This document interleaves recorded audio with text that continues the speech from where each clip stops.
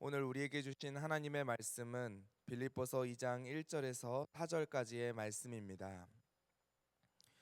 빌립보서 2장 1절에서 4절까지의 말씀을 한 절씩 교독하시겠습니다. 제가 가진 성경으로는 신약성경 318쪽에 있습니다.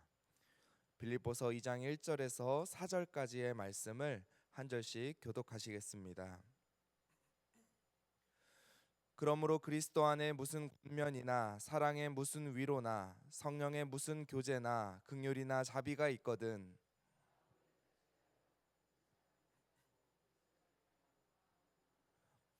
아무 일에든지 다툼이나 허영으로 하지 말고 오직 겸손한 마음으로 각각 자기보다 남을 낮게 여기고 각각 자기 일을 돌볼 뿐더러 또한 각각 다른 사람들의 일을 돌보아 나의 기쁨을 충만하게 하라. 아멘. 오늘 말씀을 준비하기 위해 사순절 묵상집을 폈을 때 다른 어떤 단어보다 제 마음 가운데 콕 박혔던 단어가 있습니다. 그것은 바로 허영이라고 하는 단어입니다. 이 허영이라고 하는 이 단어, 제 마음 가운데 박혔던 이유는 어떻게 보면 목회자로서 제가 일평생 동안 싸워왔고 앞으로도 싸워야 할 것 같았던 죄이기도 하고, 신기하게도 다른 죄들은 그 죄를 짓는 순간에 내가 이러한 죄를 짓는다는 사실을 알지 못하고 나중에 깨닫게 되는 경우가 많은데, 이 허영이라고 하는 것은 그 죄를 지을 때 이게 죄라는 걸 알면서도 그 죄로 끌려가게 되는 굉장히 특이한 죄였기 때문입니다. 머리로는 모든 영광을 하나님께 올려드려야 하고 내가 내는 모든 성과나 모든 인정들은 다 하나님께 올려야 된다는 것을 알고는 있지만, 때로는 무언가 내 삶 가운데 성과가 보이거나 그리고 누군가가 나의 그러한 성과에 대해서 칭찬해주고 좋은 이야기를 해줄 때 내 어깨가 으쓱하기도 하고 그것에 대해서 즐기기도 하고 기분 좋아지기도 하고 하는 것이 바로 우리의 삶이기 때문입니다. 칭찬 싫어하시는 분 계십니까? 아마 아무도 없으리라 생각합니다. 정말 힘들었던 순간을 통과하더라도 그것에 대해서 누가 인정해주거나 칭찬을 해준다면 그동안에 힘들었던 모든 것들이 사라지는 것이 바로 칭찬이고 인정이고 다른 사람들에게 보여지는 나의 모습입니다. 그런데 그 내면에는 끊임없이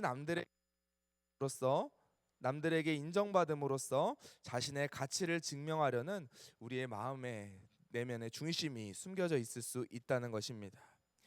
만약에 보여지는 것, 남들에게 인정받을 만한 요소들, 성과와 같은 것으로 내 가치가 인정받기 시작한다면 성경에 나오는 하나님의 사람들 중에서는 많은 사람들이 실패자로 낙인 찍혀야 했을 것입니다. 그 중에서도 예레미야는 끊임없이 하나님의 말씀을 23년간 전했지만 단 한 사람도, 어느 누구도 그의 말을 듣고 하나님께로 돌아오지 않았다라고 예레미야는 고백하고 있습니다. 하지만 오늘날 우리 가운데 어느 누구도 예레미야를 실패자라고 부르는 사람은 없습니다. 비록 그가 이 땅에서 살아갈 때는 사람들로부터 배척당하고 삶의 열매가 없고 어느 누구도 그의 말에 귀를 기울여주지 않았지만, 그를 성공한 사람, 그를 가치 있는 사람이라고 인정해주는 것은 눈에 보이는 성과가 아니라 하나님의 말씀에 순종했던 사람이기 때문입니다. 우리는 때로 머리로는 하나님께서 인정해 주시는 것으로 충분하다라는 것을 다 알고 있을 것입니다. 그래, 내가 아니라 하나님만 높임 받으시면 되는 거야 라는 고백을 하지 않으셨던 분들은 아마 단 한 사람도 없으리라 생각합니다. 그런데 살아가다 보면 다른 사람이 나를 인정해 주지 않고 나의 성과가 제대로 평가받지 못했을 때 내 안에 이러한 허영이라고 하는 욕망이 올라오기 시작합니다. 내가 가진 것을 알아주지 않을 때 서운해하거나 섭섭해하거나 마음이 상하는 일까지 있습니다. 그렇기 때문에 우리는 이 땅을 살아가면서 나의 부족한 부분, 나의 추악한 부분들은 최대한 감추고 나를 최대한 아름답게 편집하여 다른 사람들에게 보여주고자 하는 욕망 속에 살아가고 있는 것이 바로 현대인들의 자아상이라고 하는 것입니다. 우리가 이러한 삶을 살아가는 데에는 오늘날의 시대적 상황들, 눈에 보이는 것들이나 성과에 따라서 그 사람의 성공과 실패가 나누어지고 자신의 유능함과 필요성을 끊임없이 사람들 앞에서 증명해야 하는 이러한 시상이 반영되어 있다고 볼 수 있습니다. 오늘 말씀인 빌립보서를 보면 바울이 감옥에 갇혔을 때 일부 사람들이 거칠애로 전도에 힘쓰는 모습을 볼 수가 있습니다. 그들의 목적은 무엇이었냐면 바울과 자신들을 끊임없이 경쟁하게 만들었습니다. 그리고 최대한 자신의 명성은 부풀리고 바울의 명성은 깎아내리고자 했던 것이 바로 거칠애로 전도에 힘쓴 자들이었습니다. 이러한 상황 가운데서 바울은 빌립보 교회 성도들에게 2장 3절과 같이 권면합니다. 우리 3절 말씀을 함께 읽어보도록 하겠습니다. 시작. 아무 일에든지 다툼이나 허영으로 하지 말고 오직 겸손한 마음으로 각각 자기보다 남을 낮게 여기고. 아멘. 바울은 성도들에게 아무 일에든지 다툼이나 허영으로 하지 말라고 이야기하고 있습니다. 이 허영이라고 하는 이 단어의 헬라어는 케노독시아라고 하는데 그것을 그대로 뜻을 풀이해 보면 텅 비어 있는 영광이다라는 뜻입니다. 서로에게 상처를 주며 경쟁하며 다투어 이긴다 한들 아무리 나를 감추고 나의 단점이나 나의 추악한 죄악들을 감추고 다른 사람들 앞에 나의 모습을 그럴듯하게 드러낸다고 한들 그 안에는 아무것도 없는 텅 비어 있는 영광일 뿐이다라고 하는 것입니다. 그리고 그 이후에 나오는 권면, 각각 자기보다 남을 낮게 여기라라고 하는 권면은 우리의 기준으로 볼 때 누구도 행할 수 없는 너무나도 어려운 권면입니다. 왜냐하면 우리는 다른 사람을 볼 때 판단하기에 빠릅니다. 그리고 내가 그 사람을 바라볼 때 도저히 그 사람을 낮게 여길 만한 구석이 보이질 않습니다. 그리고 내가 그 사람으로 인해 상처받고 그 사람으로 인해 마음이 상해 있는 상태입니다. 그런데 내가 어떻게 그 사람을 나보다 낮게 여길 수 있을까요? 바울의 입장에서 볼 때 거칠애로 전도에 힘쓴 사람들은 결코 나보다 낮게 여길 수 없는 사람들이었습니다. 도저히 존중할 수 없는 사람들이었습니다. 바울이 감옥에 있는 동안 가장 힘들고 외롭고 고통 가운데 있을 때 그 괴로움을 더해줬던 사람들이 바로 그 거칠애로 전도에 힘썼던 사람들이었습니다. 권면의 말이 아니라 분노의 말, 저주의 말을 쏟아낸다 해도 이상할 것이 없는 사람들이 바로 그 사람들이었습니다. 내가 가장 힘들 때, 내가 고통 가운데 있을 때 내 평판을 깎아내리고 나를 괴롭게 했던 그 사람, 어떻게 그 사람을 나보다 낮게 여길 수 있을까요? 저는 오늘 이 말씀, 나보다 남을 낮게 여기라고 하는 이 말씀이 바울이 그냥 허공에 대고 그리고 그냥 공허한 말로 한 것이 아니라 철저한 그 신앙의 내면화를 통해 권면한 말씀이라는 것을 이 시간 여러분들에게 말씀드리고 싶습니다. 나조차도 남을 낮게 여기지 못하지만 그렇게 하라고 하는 것이 아니라 바울이 실제로 그러한 삶을 살았기 때문에 빌립보 교회 성도들에게 그러한 삶으로 초대하고 권면하고 있는 것입니다. 바울은 어떻게 고백하고 있습니까?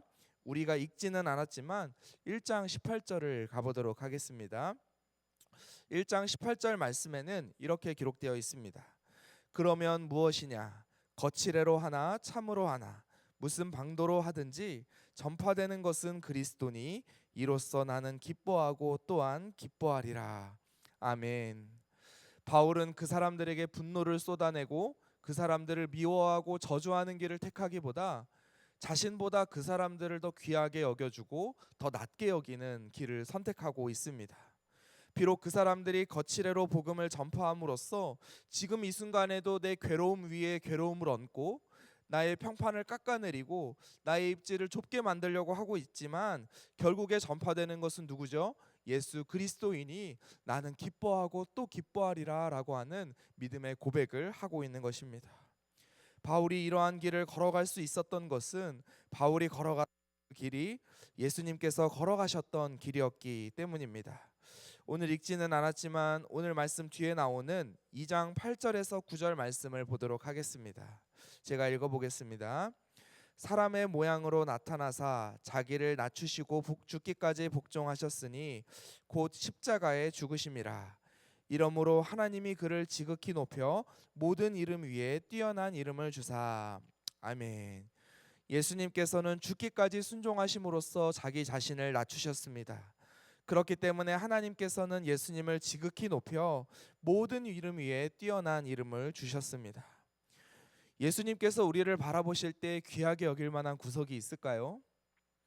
예수님께서 자신의 생명을 버리시면서까지 우리를 구원할 만한 아름다운 모습이 우리 내면 가운데 있었나요? 아마 나 자신을 바라볼 때 예수님이 도저히 나를 위해 생명을 바칠 만한 그 이유나 근거를 찾기가 어려울 것입니다. 우리는 무익한 종이며 존귀하게 여길 만한 부분이 단 하나도 없습니다. 그런데 주님께서는 우리를 자기 자신보다 낮게 여겨 주셨고 우리를 위해 자신의 생명 또한 던져 주셨던 것입니다. 바울이 자신을 괴롭게 했던 사람들을 사랑할 수 있었던 이유는 먼저 그 길을 걸어가신 예수님이 계셨기 때문입니다. 무가치하고 무익한 종인 나를 위해 생명을 버리시고 자신보다 우리를 더 사랑하시고 낮게 여겨서 십자가에 돌아가신 바로 그 예수 그리스도, 그 길을 걸어갔던 것이 바로 사도 바울이었던 것입니다. 그렇다면 우리는 어떻게 해야 하겠습니까?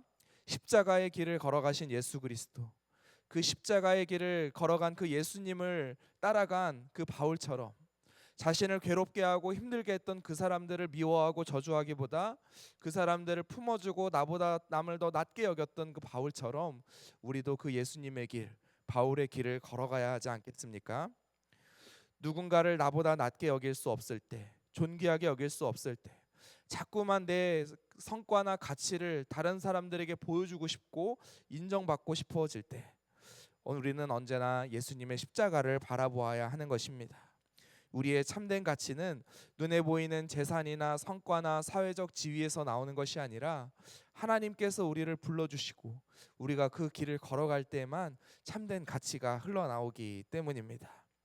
이제 우리는 앞으로 다른 사람들 앞에서 똑똑하고 더 유능하고 더 좋아 보이고 더 잘 나가는 나를 연기하는 것이 아니라 오직 충성되고 무익한 종으로서 주인이신 예수님의 길을 걸어가야 하겠습니다. 우리가 그 예수님의 길을 걸어갈 때 우리의 삶은 허영심이라고 하는 죄악의 굴레로부터 벗어날 수 있게 될 것입니다. 내 능력, 내 달란트를 자랑하기보다 오직 예수 그리스도의 십자가만 자랑하리라 고백할 수 있는 저와 여러분들 될 수 있기를 주님의 이름으로 축복합니다. 기도하겠습니다. 사랑이 많으신 하나님 아버지 감사합니다. 오늘 하루를 시작하며 주님의 말씀을 묵상하고 주님의 뜻을 구하며 나아갑니다. 하나님께서 예비하여 주신 복과 은혜를 내려 주옵소서. 주님, 우리의 머리로는 하나님께만 영광 올려드려야 하고 내가 인정받지 못하더라도 주님의 영광만 될 수 있다면 괜찮다는 것을 너무나 잘 알고 있지만 때로는 나 자신을 포장하고 남들에게 자꾸만 나를 드러내려고 하는 내 안에 죄가 있음을 고백합니다. 하나님, 우리를 불쌍히 여기시고 긍휼을 베풀어 주시어서 하나님을 온전히 사랑하며 살게 하시고 기쁨으로 주님의 뜻 따라 살아가는 우리들 될 수 있도록 인도하여 주옵소서. 때로는 내 행동이 주님의 뜻보다 앞서 나갈 때가 있습니다. 오늘 말씀 붙들며 다시 한번 주님의 품 안에 거할 수 있도록 인도하여 주시고 오늘 하루도 주님과 함께 살아갈 수 있도록 인도하여 주옵소서. 연약하지만 완전하신 하나님 능력에 힘입어 승리하는 우리들 될 수 있도록 인도하여 주옵소서. 예수님의 이름으로 기도드립니다. 아멘.